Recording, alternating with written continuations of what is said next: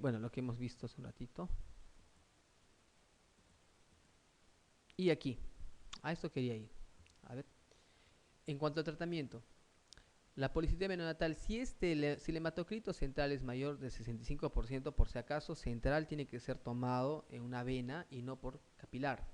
Si tú piensas que va a haber policitemia, no se hace el hematocrito en capilar.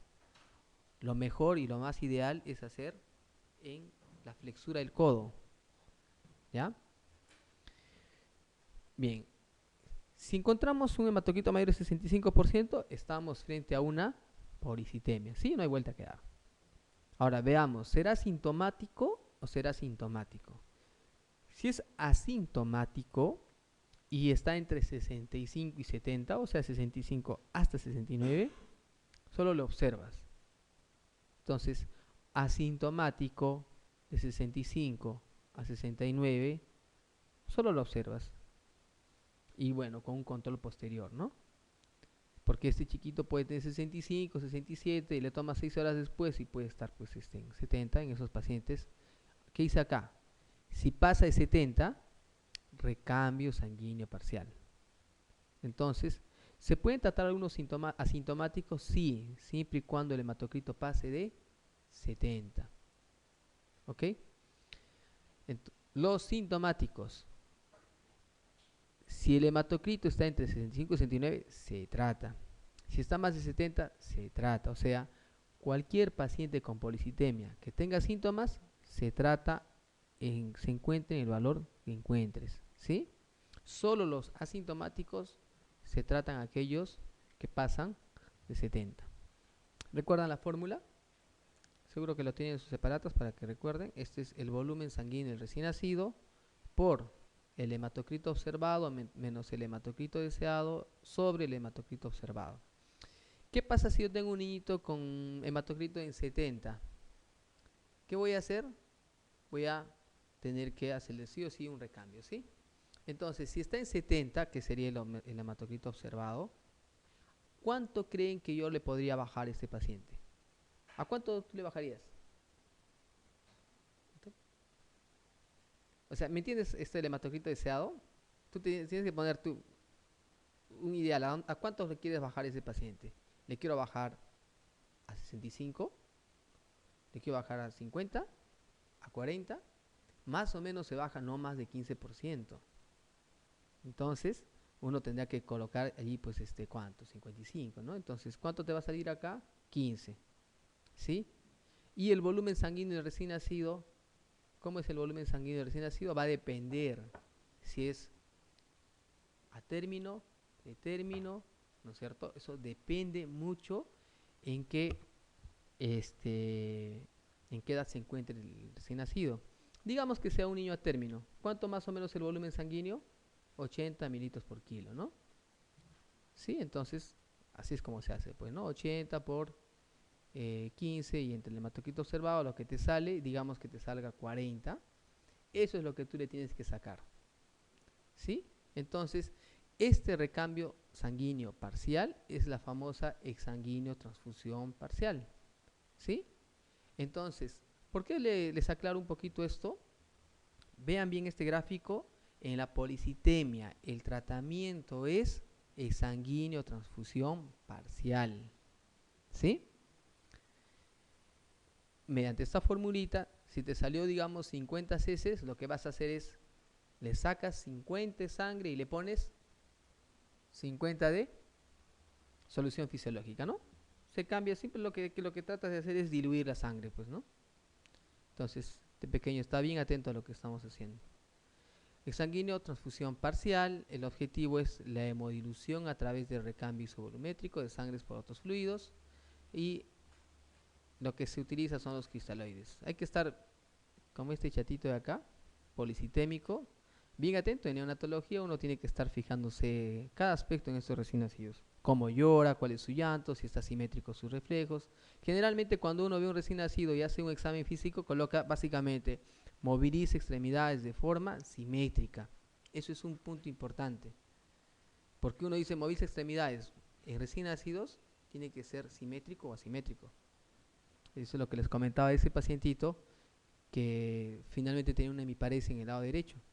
No era recién nacido, era un poquito más grande, pero tenía creo 2 meses y medio, 3 meses. Bueno, esta es mi tierra, Cusco. Ahora pasamos al siguiente tema, que es hiperbilirrubinemia neonatal. Generalidades, acá ya vamos a acabar. Ictericia es una de las patologías que más preguntan, de las patologías que suelen preguntar constantemente. Más o menos el 50-60% de recién nacidos hasta término pueden presentar esto, y es mayor a menor edad gestacional. Mientras menor edad gestacional tenga el recién nacido, que se va a ver mayor ictericia. Esa es una de las patologías más frecuentes. En un libro yo revisé, decía, el signo clínico más frecuente en el humano, dicen que es la ictericia. ¿Por qué? Porque casi todos los recién nacidos en algún momento hemos hecho, probablemente nunca nos han diagnosticado o no se requiere un tipo de tratamiento, ha sido fisiológico probablemente, pero es uno de los signos más frecuentes. Sabemos que la ictericia como tal es solamente un signo, ¿no? Aparece cuando la bilirrubina sérica pasa 5 miligramos por decilitro. La ictericia en el periodo neonatal generalmente es fisiológica. Sin embargo, así como esta fisiológica puede ser pasajero, uno tiene que estar atento porque si se eleva la bilirrubina, esto puede producir daño permanente y graves en el sistema nervioso central. Seguro que ustedes ya tienen en la mente qué patología, que ahorita lo vamos a revisar. Hemos visto que hay un problema muy importante ahora en los hospitales. ¿Cuáles son? El número de camas es cada vez menos, y por eso es lo que uno trata de hacer siempre, es dar de altas precoces. ¿Y cómo da uno alta precoz?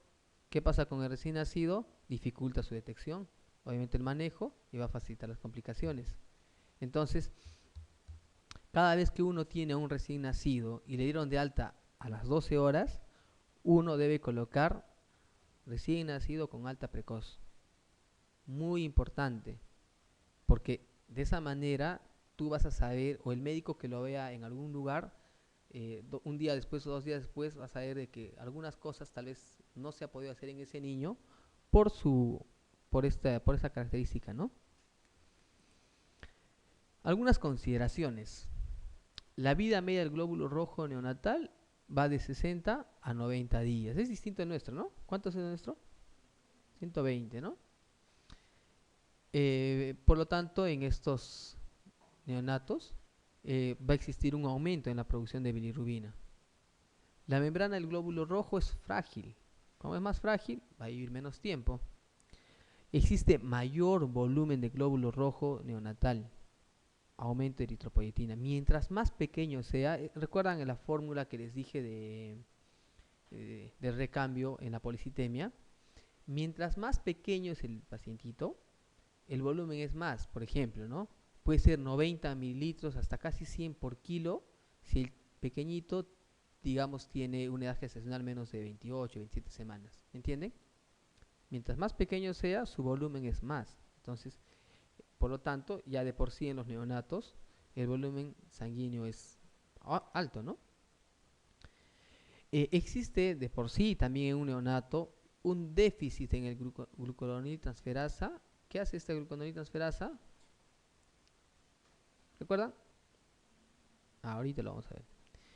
Y tiene menor poder de adaptación.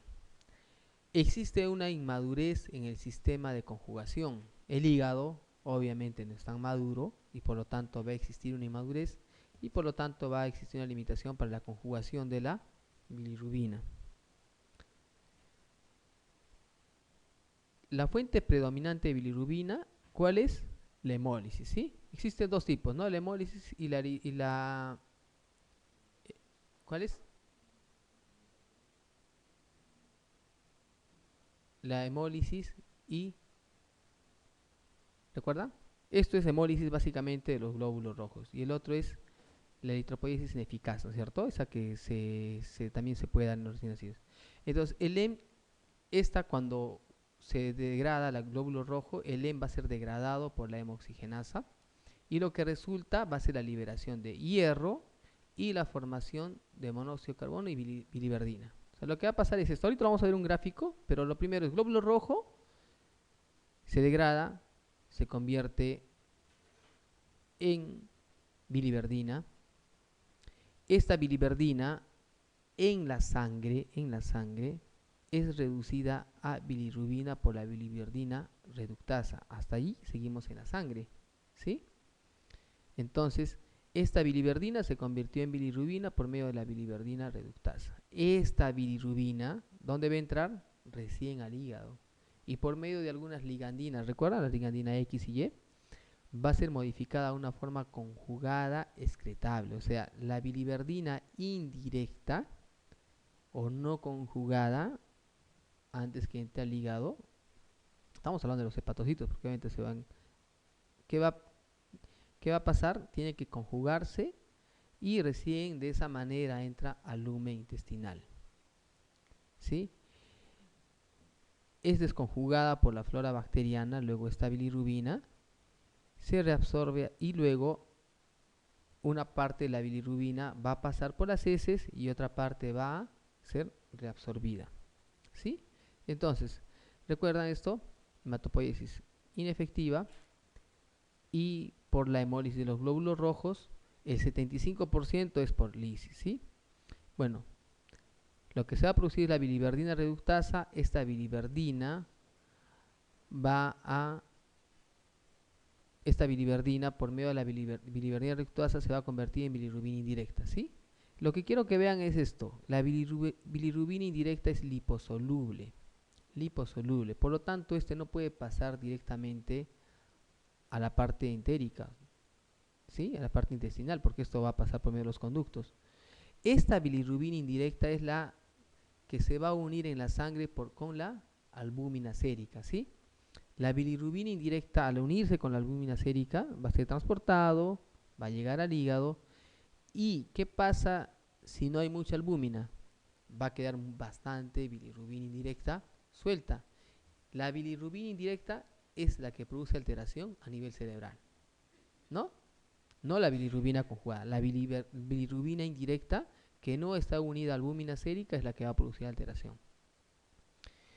La bilirrubina indirecta no conjugada, que se une a la albúmina, va a llegar al hígado mediante las ligandinas X y Y mediante la glucuronil transferasa. Eso es lo que hace, ¿no? La glucuronil transferasa convierte la bilirrubina indirecta en bilirrubina directa. Entonces, existen dos complejos enzimáticos, ¿no? La biliverdina reductasa, que convierte a bilirrubina indirecta, y la glucuronil transferasa, que convierte la bilirrubina indirecta a bilirrubina directa. Esta es hidrosoluble. La otra es liposoluble, ¿sí? Luego de esto va a pasar a los canáculos biliares, luego al intestino. Allí, por medio de algunas enzimas, ¿no? Se van a convertir en bilirrubina, que va a pasar por la parte fecal, y otro va a realizar una circulación enterohepática.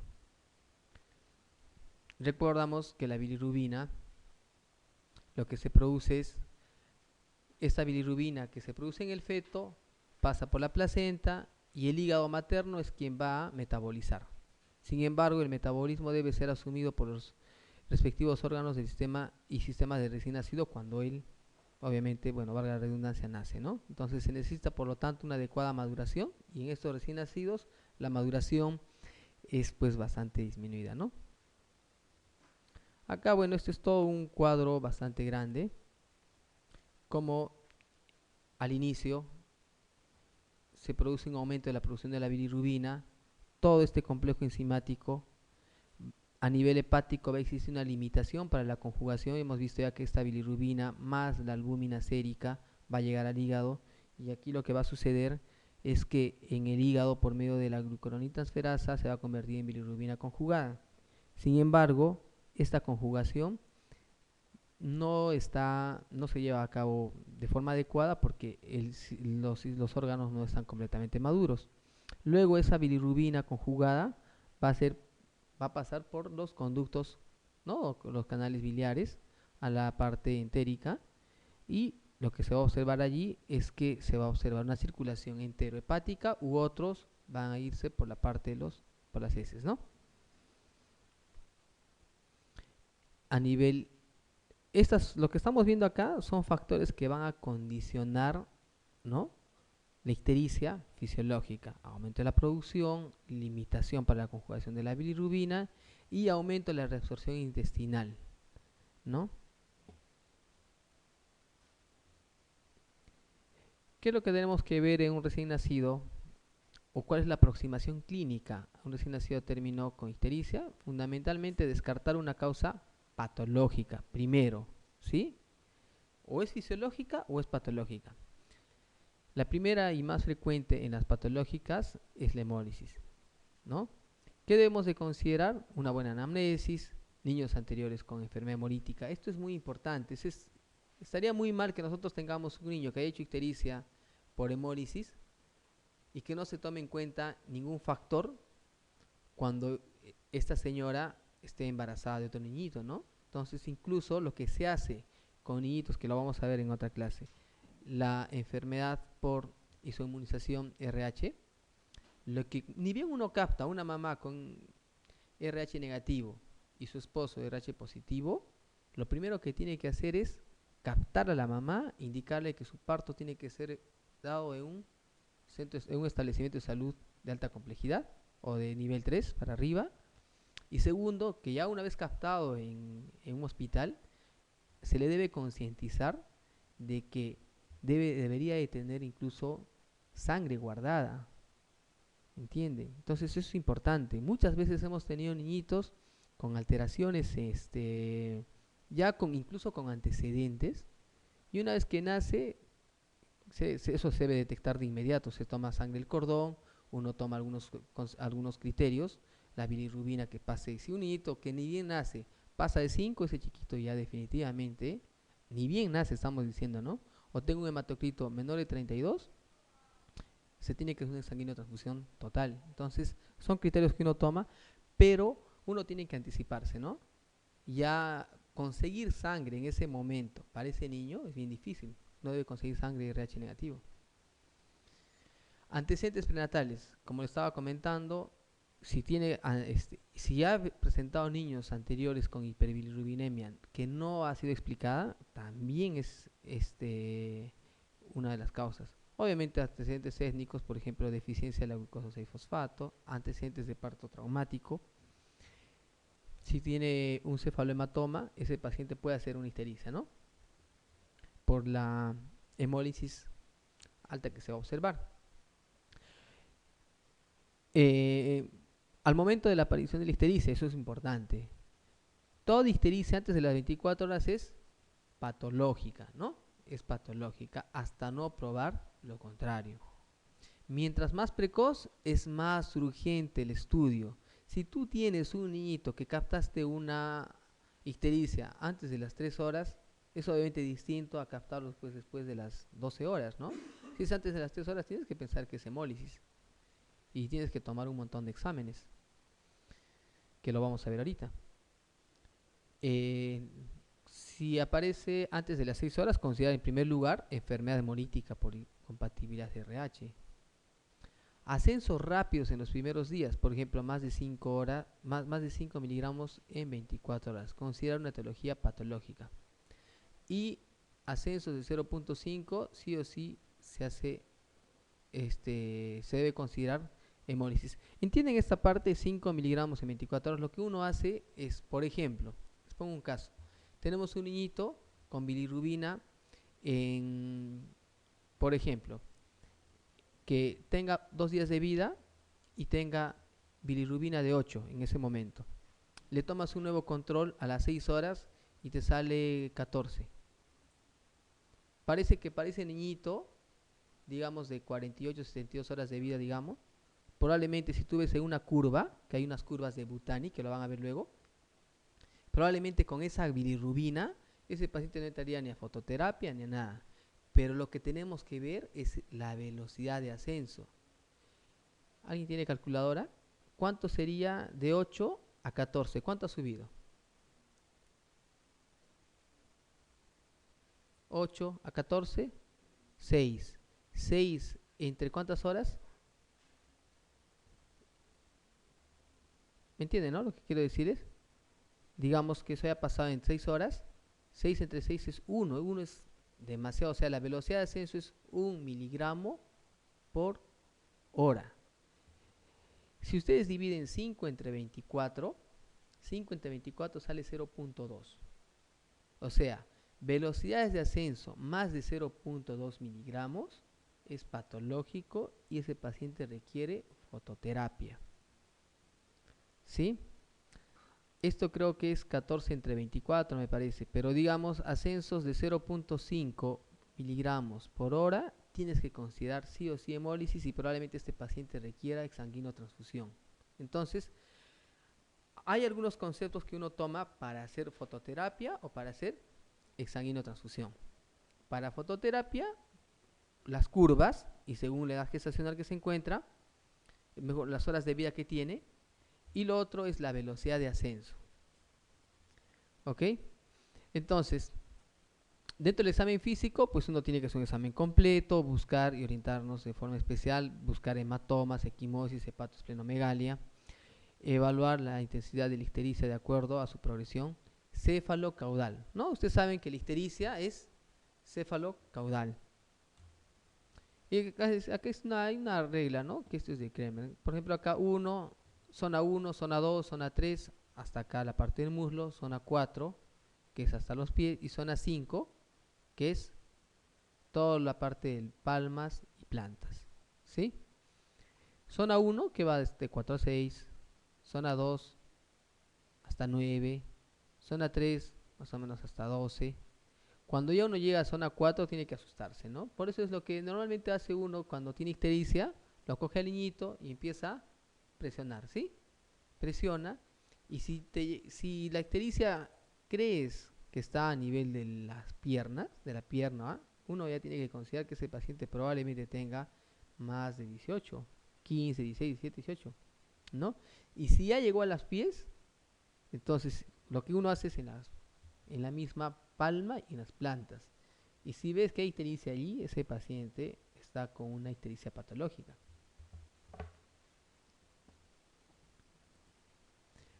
¿Qué exámenes se toman?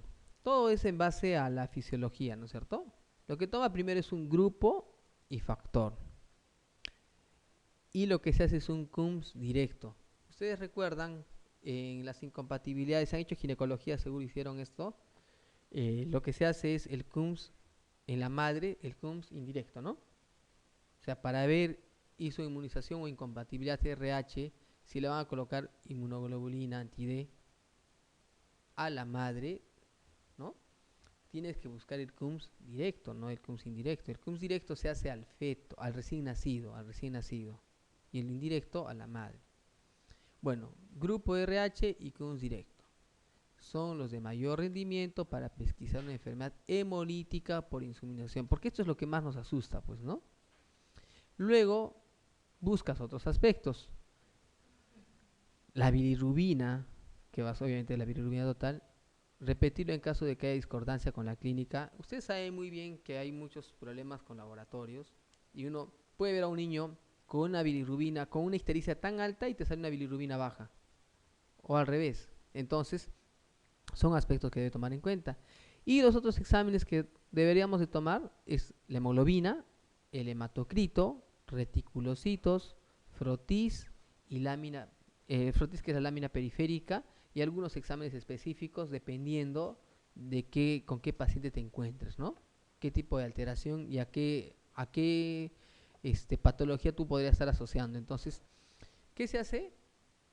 Hematocrito, lámina periférica, reticulocitos para ver si hay mucha lisis o no, ¿no? El grupo y factor, el CUMS y la bilirrubina total. Son los exámenes que nos van a servir para determinar frente a qué paciente nos encontramos. No nos olvidemos que la leche materna y baja de peso están bastante asociados con ictericia. En la leche materna hasta ahorita no hay ninguna causa ya bien estudiada, ¿no? Hasta ahorita no está todo dilucidada como dice aquí.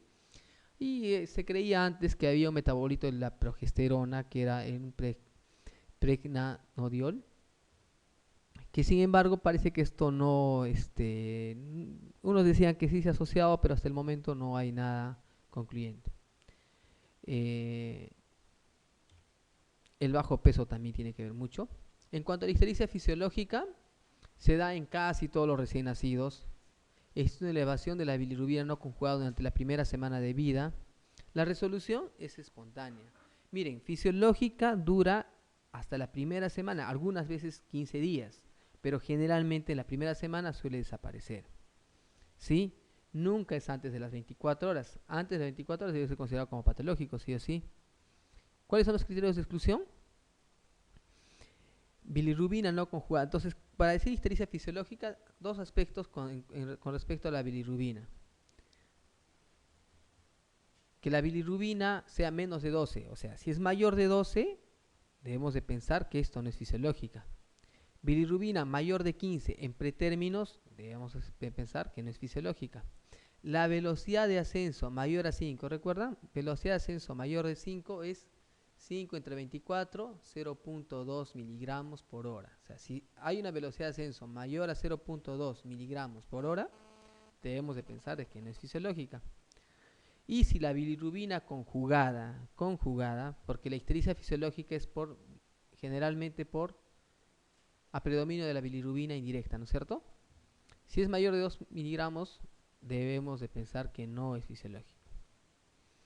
La ictericia clínica persistente, bueno, esto sí, de verdad tengo bastantes bibliografías que he visto. Unos te dicen más de una semana, otros te dicen 14 días.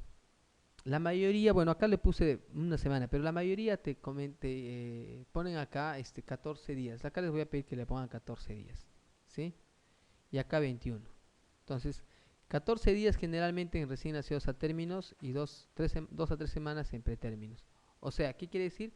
Existe una ictericia fisiológica y también existe ictericia persistente. Cuando hay niños con ictericia persistente, ¿a qué patología debemos de pensar?